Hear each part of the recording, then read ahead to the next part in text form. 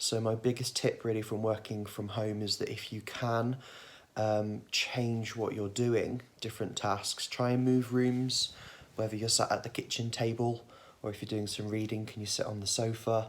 If you've got an office space, maybe with your laptop or your computer, just try and change it up a little bit. That's helping me to try and kind of give my day a bit of variety. Maybe set an alarm on your phone, just every sort of couple of hours, just to give you a reminder to stand up and walk around. For me, it's routine. So typically when I'm in the office, we have a hot desk structure.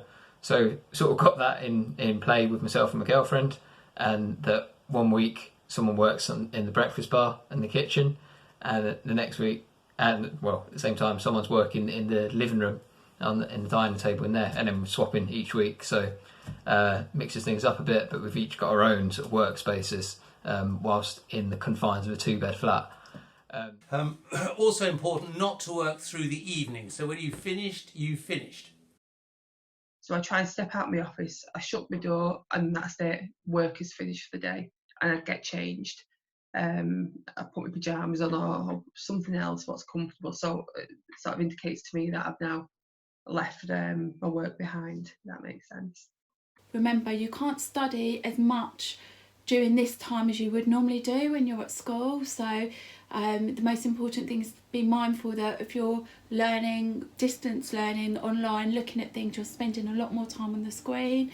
You haven't got that sort of personal interaction, and at school you'd normally have breaks throughout the day. So it's important to remember that, and when you do your schedule, to actually set yourself less than what you would normally do.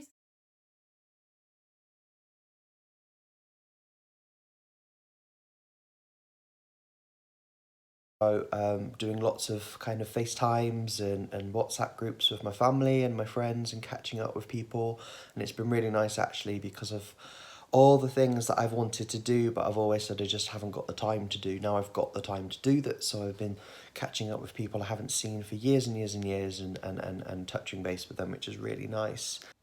I find as well it's really useful to help other people. If you're helping other people, it's keeping your mind knowing that you're doing something useful, but also stopping you overthinking and being too anxious because you're so busy focused on helping other people as well. I play music, guitar and keyboards. Cooking's good. I enjoy cooking. I enjoy gardening. I enjoy reading. I help a neighbour over the road at the moment because she's 87 and she's too old and vulnerable really to go shopping in this climate. So I go down there and risk life and limb for her at 7:15 in the morning at Tesco's. Exercise, I quite like yoga. I also like to do reading, and I find keeping a journal of my thoughts also helps.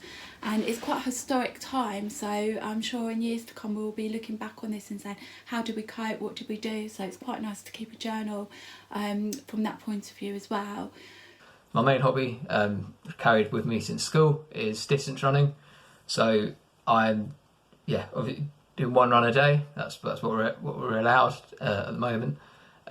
Maintaining the social distancing, of course, and otherwise it's usual array of Netflix, video games, experimenting with cooking as well.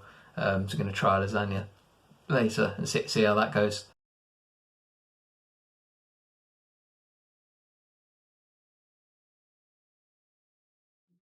Write letters again, post letters, send text messages. Just sometimes just send a message saying, just checking in, how are you doing? That can mean so much to people, more than you think, really. Trying to keep a routine is the main thing. So today, filming this on a Sunday, I typically go for a long run on a Sunday morning. So I went for a long run this morning, just so everything feels a little bit like it usually would. Well, I play in a band, so I and the other band members have been working remotely to expand our band's repertoire by learning new music. Also for me, by developing my musical skills through practice. I've never had so much practice time available to me.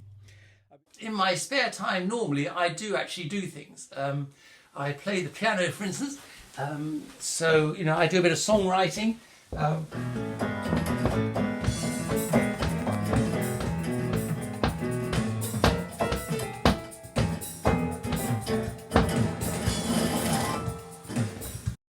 Got a little jar, and every time I think of something that I really want to do or someone I want to see that I can't do right now, I pop it on a little note and I stick it in that jar, and it makes sure I don't forget it when we're able to kind of all get back together out and socialise. But also, it's just quite nice to know I've got this jar filling up with things, so it's okay that I'm not busy right now. And I'm taking a bit of kind of time to relax and chill and just read and catch up on all those Netflix series that everyone keeps going on about that I never get time to watch. And when we are kind of relaxed a little bit more in this current situation, I'll have all these plans in my jar that I can work through.